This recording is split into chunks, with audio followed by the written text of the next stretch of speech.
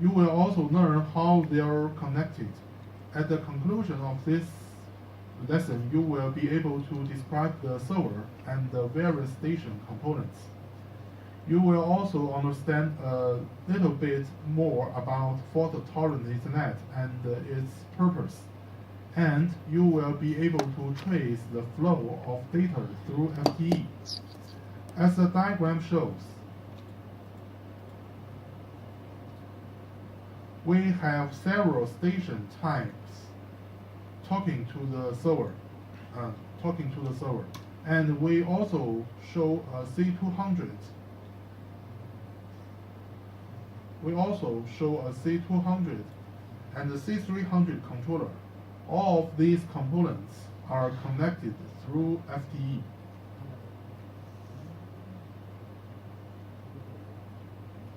The topic we'll talk about are we will talk about are we will start with the experience server first.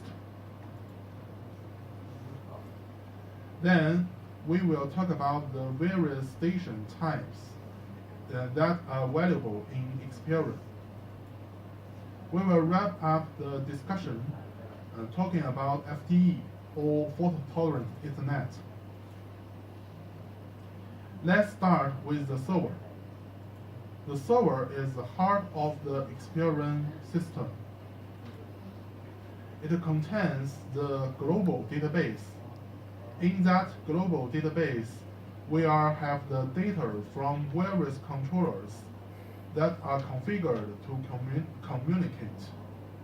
The server can connect history, which is available in the station trends. There are station group displays. There are reports available. Much functionality is tied to the global database, so the global database is very important.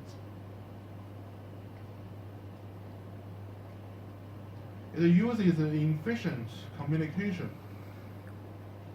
All of the different controllers that are configured and are set up to communicate efficiently and effectively. It is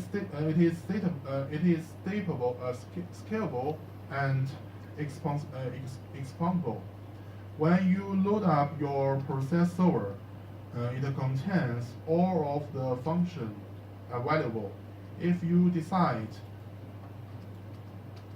for instance, that when you purchased the server original you had 1,000 points and now you need 2,000 points. There is nothing extra to load. All you need is a different license. So if you want to expand the number of points, you only need to change your license. It uses standard and open PC hardware.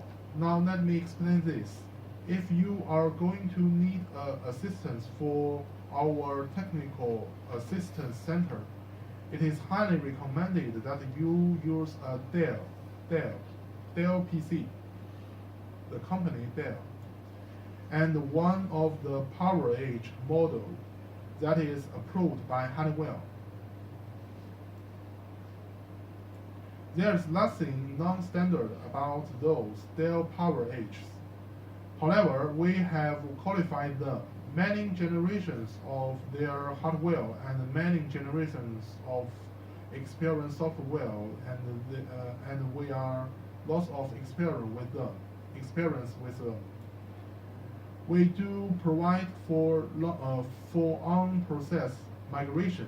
If you do have the redundancy option, there is an option to go with on-process migration, so that if you need to migrate from one release to the next, you don't need to shut the server down.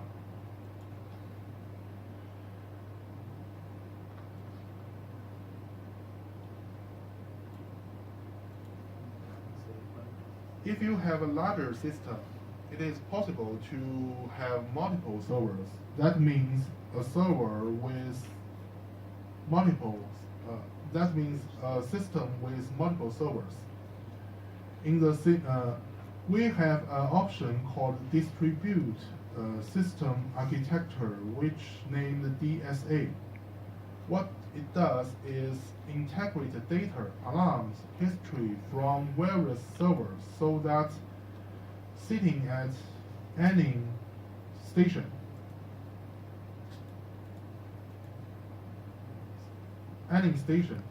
connect up to any server, you can access all the points available to you.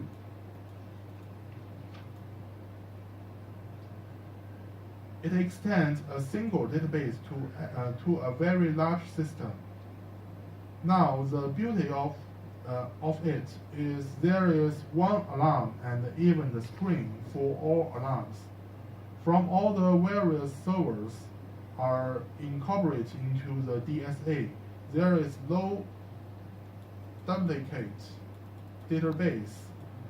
What we mean by this is you configure the one-point database in a system and its partner in DSA discovers the tags as per requirement. So there is no need to build the same point in the other server. It fully automates redundant servers, networks, and FTE, and it is very simple to configure. We will have the lab later on this course where we will partner up the configured DSA. Its support across multiple software releases. If I'm sitting at location C here, and I need to call up a graphic that contains parameter FIC 101 here. I sit here.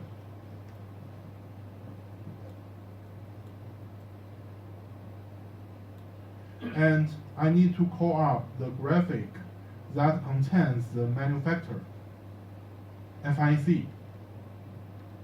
It is very simple. I call up the graphic here, just here. And I can see the information from this cluster. The information is here in this cluster, and it can communicate. It can deliver by the network. So I set here, through DSA, I can see the information about FIC 101.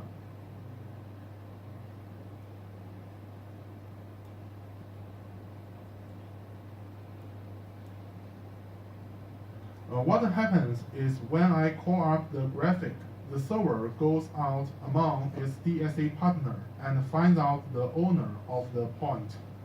It is automatically creates the temporary of cache point for that item, so that the next time you call it up, you know who owns it, makes the connection, and very quickly you see the information on your station screen. So the idea is now FIC 101 is shared among the location A and the location C servers. And the same would happen if I was sitting at location B here. So DSA is used to combine information from different servers. It is a network between different servers.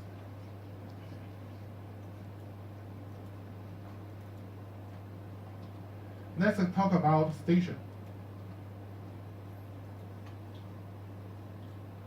Station is the human interface to the experience server real-time database. We can use the station to access a real-time database and get the information we want. We call an HMI web station because it uses a language of web. And what we mean is that if you are a casual user, connect up to an e-server, you will be using a web browser, not a station, but the graphic will be the same. There are no export requirements. It does use open hardware. It uses the Dell.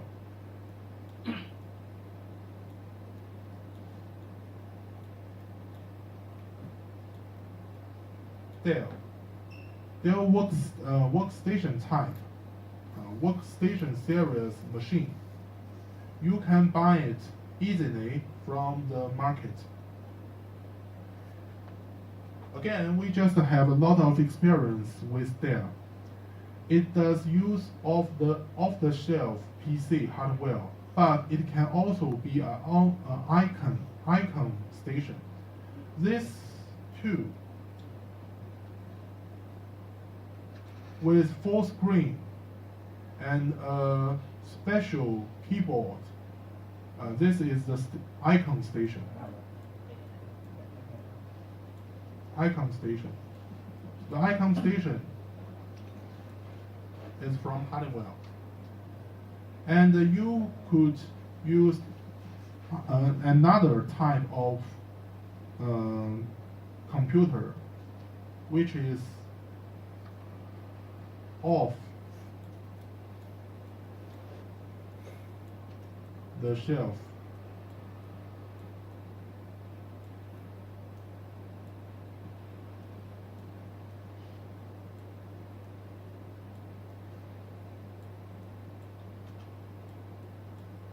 That means the computer is not like the icon station. It is not on the shelf.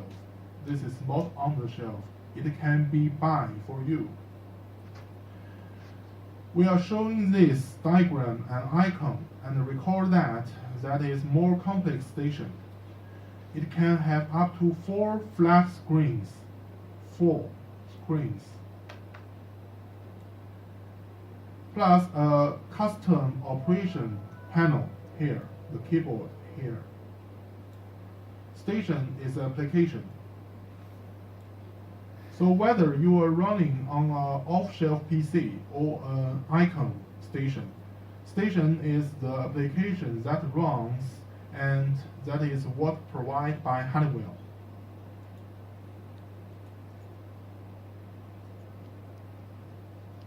Oh.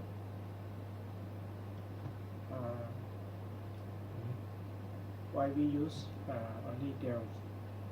Why we use what? Dell. Dell. I don't know. I don't know. I don't really know. Can I use for like we can use HP. Wait, HP now. HP? Because we are partner. Yes, we are partner. We have many experience with Dell. Okay. A long-term partner. Just ask them.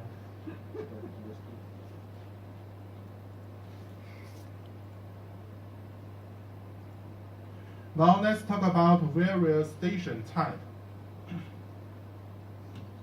We have 3 types of station. One here, we call it flex station. And one here, we call it a console station. And one here, we call it console extension station. In the diagram we show here a server. It is getting data from C200 or C300.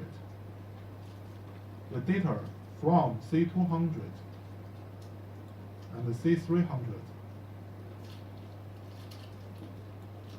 Controllers, and also may any SCADA controllers, so that information is coming to real-time database here. Real-time database in the server.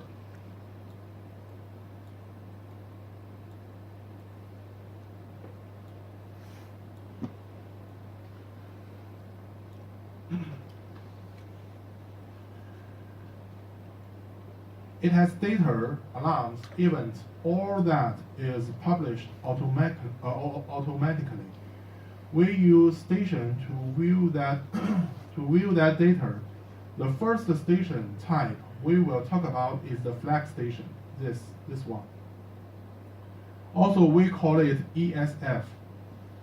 It is the simplest type of station. It gets all the data from the server. It gets all the data from the server. The only situation we have with that, if we have redundant servers, there is a time lag from the primary to the secondary swamp. So if we have two servers, and for some reason, the primary server will swamp to the second, and the secondary server will swamp to primary. At this time, in the duration, that means about 14 to 30 minutes, 30 seconds. During that time, the flag station doesn't have a window to the process. That means during the two server swamp with each other, the flag station can't get data from the server. During that swap over time, flag station doesn't have that brings us to next type of station, the console station.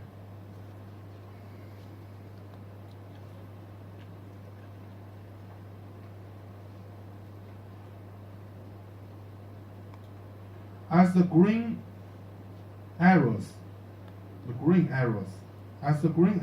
indicate, a console station gets its data directly from the C200 or C300 controllers through FTE. This console station, can get information from C300 and the C200 directly, not through the server. But flag station can't. Flag station must gather the information through the server. It means if the server doesn't work, the flag station will not work, and the console station here can get data from C200 and the C300 controllers directly.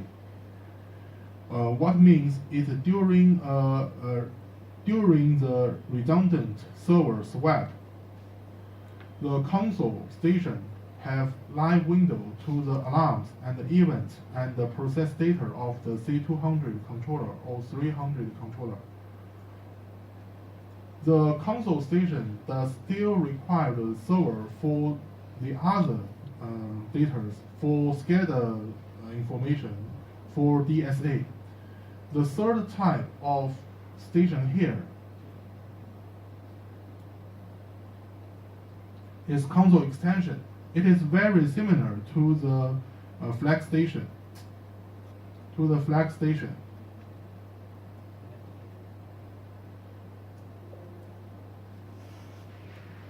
The difference is that it gets all of its data from not a server, but from a console.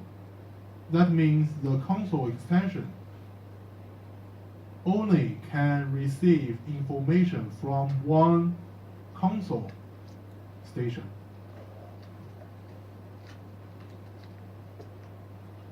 So during a redundant swap, if I am sitting at the ESCE console extension, I will still have leave information to the C200 and the C300 controllers. The way this works, the server and the console stations discover the text as required, and they have the dynamic cache. Points from in and out of the dynamic cache as they are used. The dynamic cache is synchronized back to forth between the console station and the server. That's automatic. Excuse me, may I have a question? Yes, please. Can you show us why console and console station and server have dynamic cache and the flex station doesn't have the dynamic A cache? console station have what? The dynamic cache. The dynamic cache. Just only Okay, console okay. station. I get it. Let me see how to explain.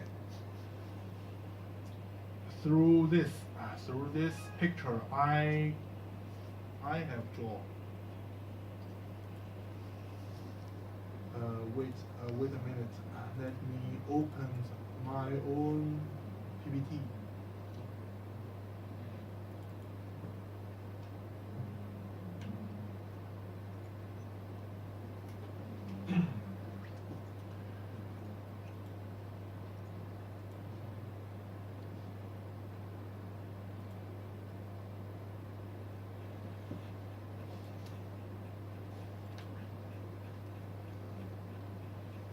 Okay, this picture.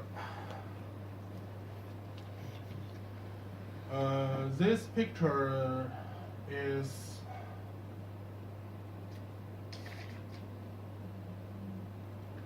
this picture shows the different station between the show the difference between the ESF and the ESC. Now let's see. This is a server. This is a server, Experian PKS server, and there is a global database in the server, and this is our station. For example, this is a flex station. So the connection between the server and the flex station is what? The field data from C300 or C200 will get together into the RTDB here. And the flex station can only get the data from the server. It is the only one data source. So that means if the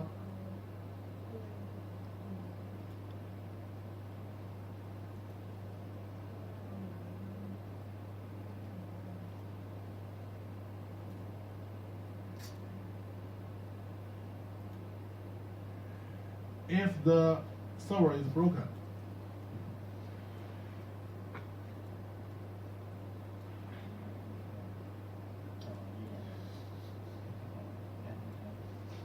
it is broken. Now the server is broken. Could you get process date from the flex station? Console. No, because all the process data, the flex station can get is from the server. That means if the server is broken, the flex station can't get any more data. Now let's talk about the console station. This is the console station. The dynamic cache means equals. In fact, in our console station, there is a real-time database. Real-time database. That's the dynamic cache. That's the dynamic cache.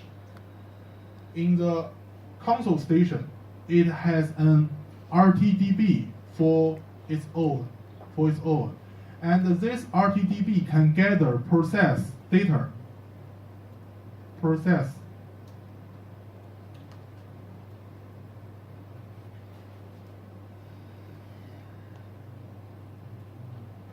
data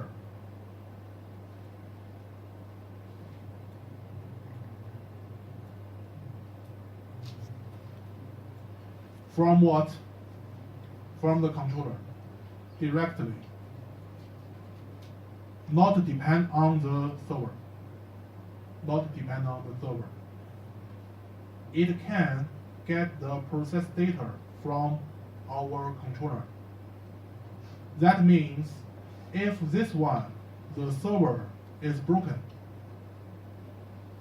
and the process data will go into the RTDB in the console station. So that means you can see the process data even if the server is broken down. Could you get it? Yeah, I got it. Another question. So, when should we choose a flex station or a console station for our plant? It depends on our budget or. It's a good question. For operations, for operators, they like this station very much. They like this station very much because it is more strong. It is more strong. It is very useful. But these two stations,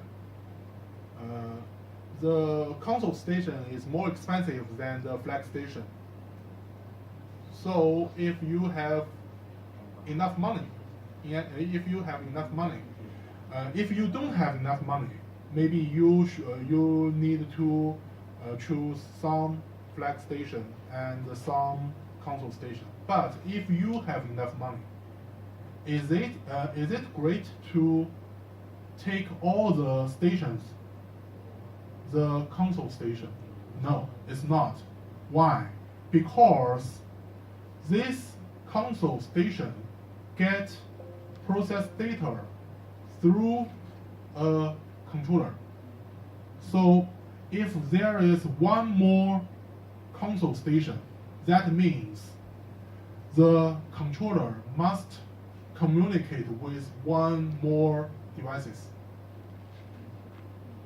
If we have many console stations, that means the controller must communicate with all of them, and it is very hard work because the controller, the job of controller is to control, is not to communicate with others.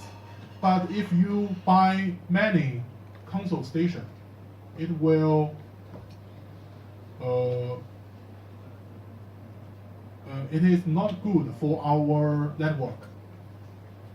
So should you buy just one console station? Not And the other is flex station. Is that okay? that's not that's debatable. That's debatable. If you have if the number of station is not large, maybe we have 5 or 6 stations, you can buy all the stations as the console station. But if the system is very large and you have maybe 20 stations, then you will consider how many console stations you buy and how many flex stations you buy. Thank you. Any questions? Okay, let's have a break.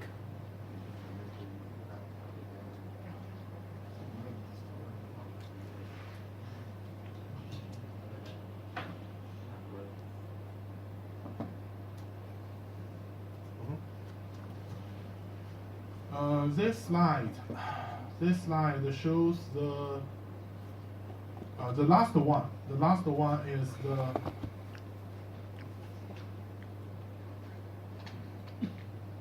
console extension station. The full name of CE is console extension. It is an extension of one console station. It fetches data all from a console station, so it can view and control as long as it is a console station partner is okay. When this station is okay, this one have the same function of this one. This station don't communicate with controller. It only communicates with a console station, but it has the same function of console station. And this picture shows the data flow of PKS system. Data flow like water. The data flow. You can see here is a server, and this 3 is our controller, maybe C200 or C300. And this 2 is flex station, this 2 is console station, and this one is console extension. The process data, the process data are from our controllers to our server. When the server gathers this process data, it can provide to our flex station. So the server is the key of between flex station and controller. If the server breaks down, and the flex station can't operate the controllers and can't get any information from controllers. The console station, there are 2 lines. One is here, another is here. That means the process data will from controller to our console station. But the other data, like history data, like configuration data, or like trends, the data are from the server. So the console station have 2 data source. The console extension can only get data from a console station. Okay, that's our stations.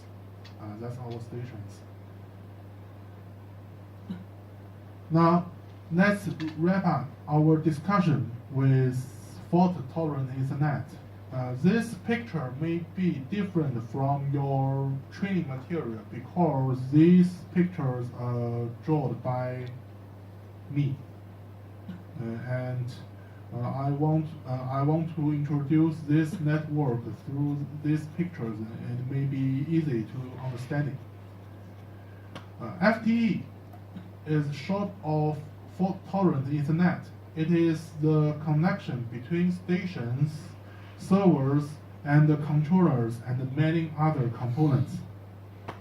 It uses common wires and plugs to connect different nodes. This common wires and plugs. This slide shows the architecture of FTE. You can find lines with 3 different colors on the picture. The yellow one, we call it cable A. The green one, we call it cable B. The orange one, we call it the cross line.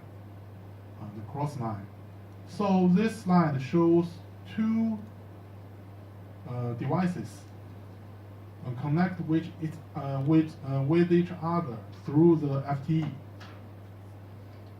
First, all nodes of FTE must have two network ports, and installed software called FTE driver.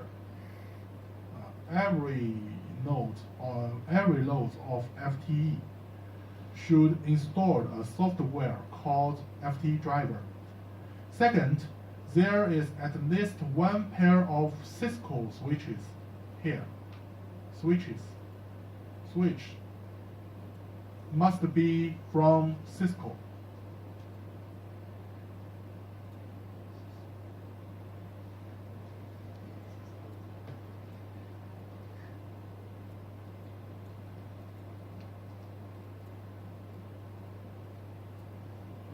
Because this technology is owned by Honeywell and Cisco.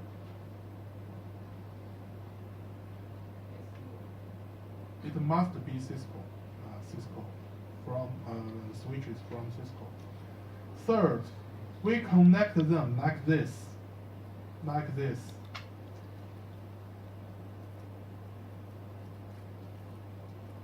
This is node 1. This is node 2. We want to connect the node 1 and node 2 through a fault-tolerant Ethernet. So we connect them like this. This is the normal way we connect two devices. In your home, if I want to connect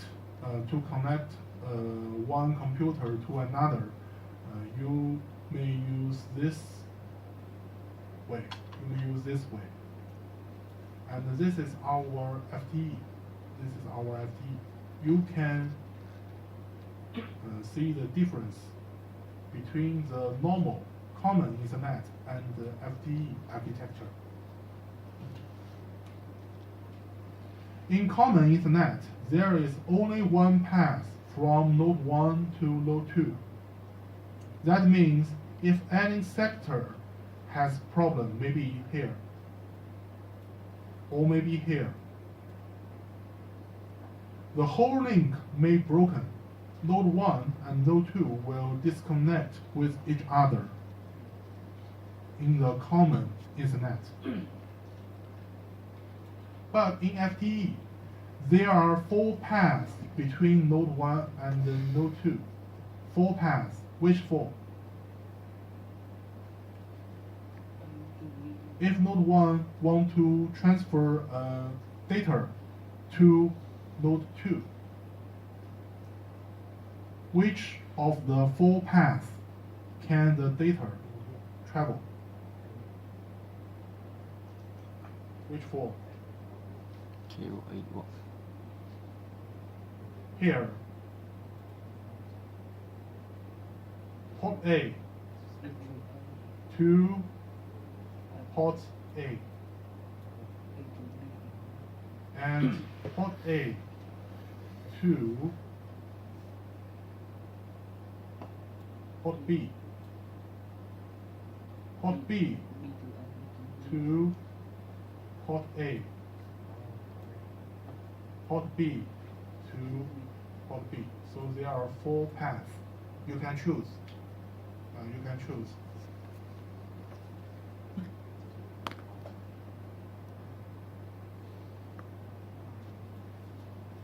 There are 4 paths between node 1 and node 2. If one path fails, we have another choice. We have other choices. And the broken sector will be diagnosed by the system if here is broken. We have other options. And this fault will be detected by the system. It can make our system safer and more stable. FTE has more advantage than safer. It is very easy to use. it follows the standard Ethernet protocol, and it is compatible for with non-FTE nodes. It is transparent to non-FTE nodes. We can see the picture here. This is a computer, but it's not installed the FTE driver. That means it is not the FTE node. It is a normal computer, maybe your laptop. And it can use one wire, connect to one of the any of the switches, and this computer can communicate with any computers in the network. So it is very easy to use. It is very easy to use. Okay,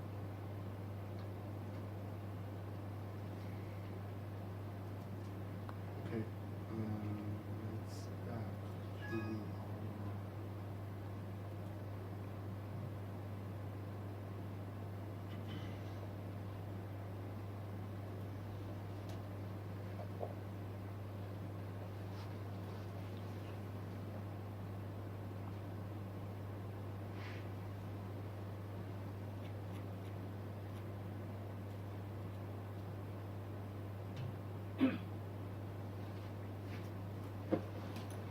Okay, let's back to the PowerPoint here. We just have introduced our server, our station, and our network. Now, in this lesson, you will learn about the tools that are used to configure the server database. At the conclusion of this lesson, you will be able to open Configuration Studio.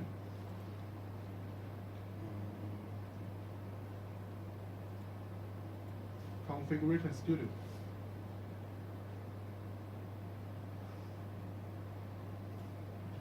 And you will understand the purpose of Configuration Studio and all of its tools that we included.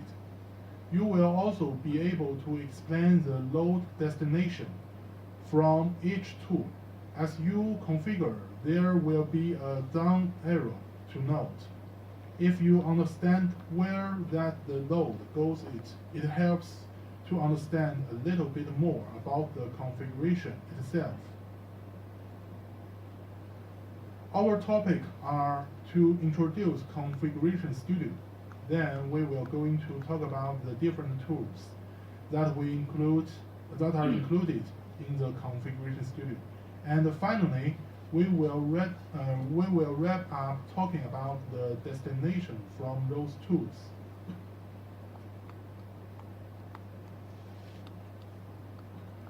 We will start off with Configuration Studio. This Configuration Studio is a single integrated environment for configuration and engineering tasks in the Experience server. It combines all the applications for configuration and engineering in one single place. It exposes a collection of configuration tools. Configuration Studio incorporates all the tools into one location. It gives you a single point to entering for all the configuration tasks. Configuration Studio will open the appropriate tool. It maps the proper tool to the task required. This is what Configuration Studio looks like. Once you have looked on the left-hand side, there is a tree showing the system at the top and all the servers down below. On the right-hand side are the tasks that you can accomplish for each of those items in the system tree. this one is the system and all the servers in your system. What's the relationship between the system and server? What's the relationship between the system and server? System may have more than one server. A system may have more than one server.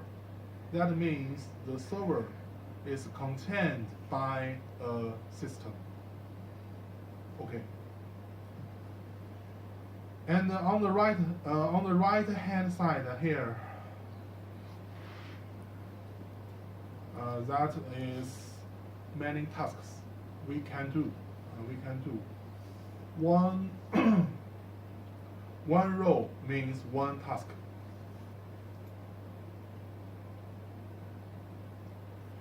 This diagram this diagram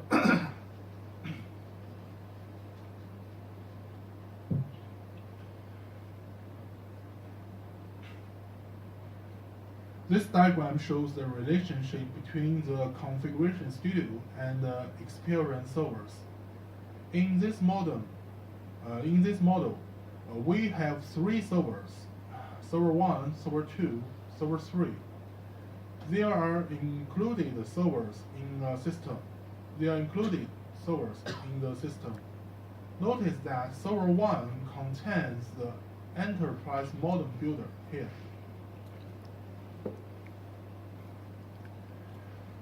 This